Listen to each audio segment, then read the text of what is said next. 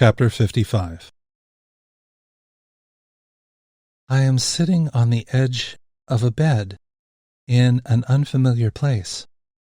It's a large open room with old wooden floors that tend to creak when you walk across them. In the corner, there's a bed with sheets that have already been rifled through by carnal activities I can only imagine.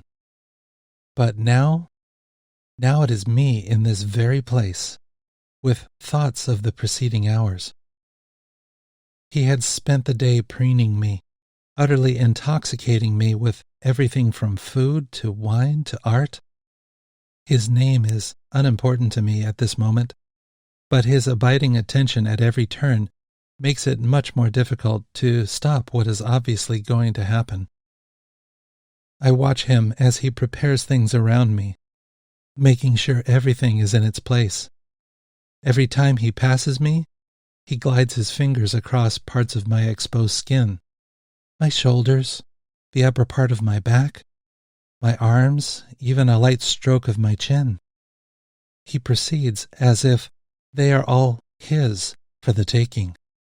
I never see his face, but he seems to know me.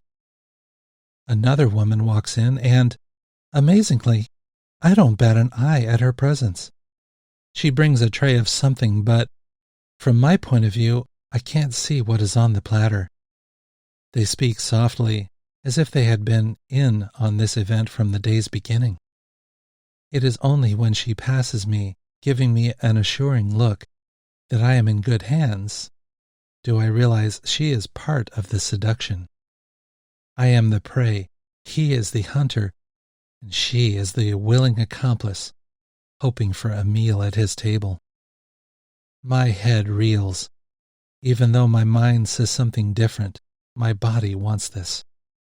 Yes, my body truly, deeply, yearningly wants this. I'm almost in a trance now. I know what all this is leading to. It is no stretch of the imagination as to what he desires. My mind screams at me, saying I need to speak up to remind him that I refuse to be intimate with him, or anyone else for that matter. I so want him to just read my mind on this, but my heart and body, that treacherous duo who betray any good intentions, decide better of it. Without my permission, they decide to not ruin the ambiance. Oh, why did I allow myself to be here in the first place? I know better. But then I look at his muscular back and feel an exhilarating rush, one that can be felt in every part of my body. His confidence shows. He knows he has me. I silently wish I had myself, but then my betrayers once again rush in and war against my faltering virtue. Without seeing his face, I look at this man as he moves through the room, realizing I know all he feels. It's a familiar yet ancient feeling, as if memories, not my own, are flashing past my senses, making me aware of centuries of love. He steps in and out of the room, lighting candles as he goes. All I really wanted was a kiss, perhaps a minor touch, but he intends to go so much further. Like a moth to a lamp, I'm drawn to him. I feel myself releasing all of my mind, but more significantly, my body to his control. My skin is on fire, and my body responds to the cravings it knows are imminent. This is going to be so much more than I really wanted, but now it is all I want. How did the hours, minutes, and seconds lead to my naivety, my innocent assumption that I could resist the heady aroma of his charm? His demeanor, his approach. He knows every weakness in my soul.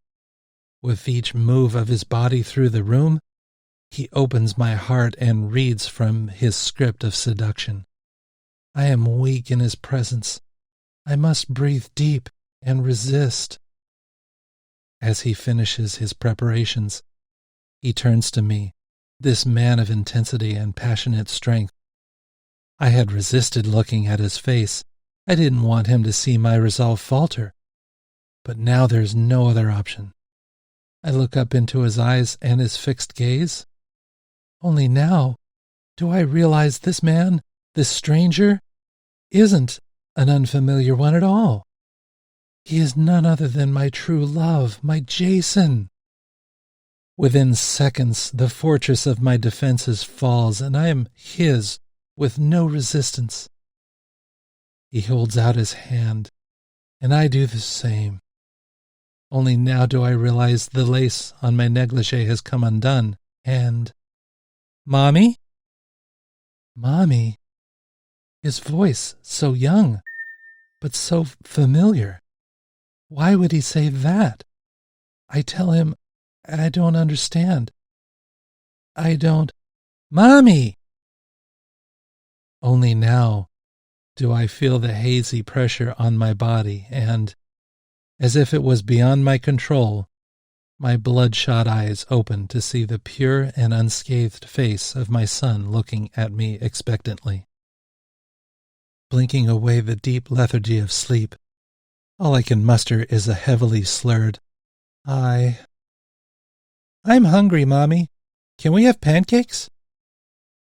Smiling at me, as if I should see how wonderful that suggestion is, I nod and tell him to go watch some cartoons while I get up.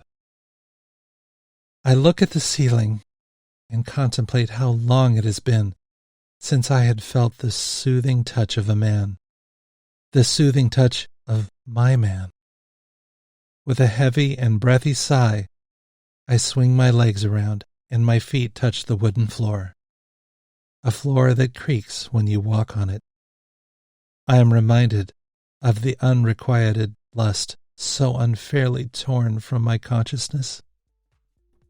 Once again, the tears arrive. Hey, fellow Galimarians, this is Dan Adrian, and I just wanted to say thank you for listening to my book. If you can, please click like down below because it really helps me bring these videos to you and lets me know what you like. Also, if you haven't already, please subscribe and click on the bell so that you'll get notified when I release more chapters. If you have any questions about this or any other of my books, or if you want to know more about what it takes to write a novel like this one, please make sure you leave your question in the comments below. Thanks again. I'll see you soon.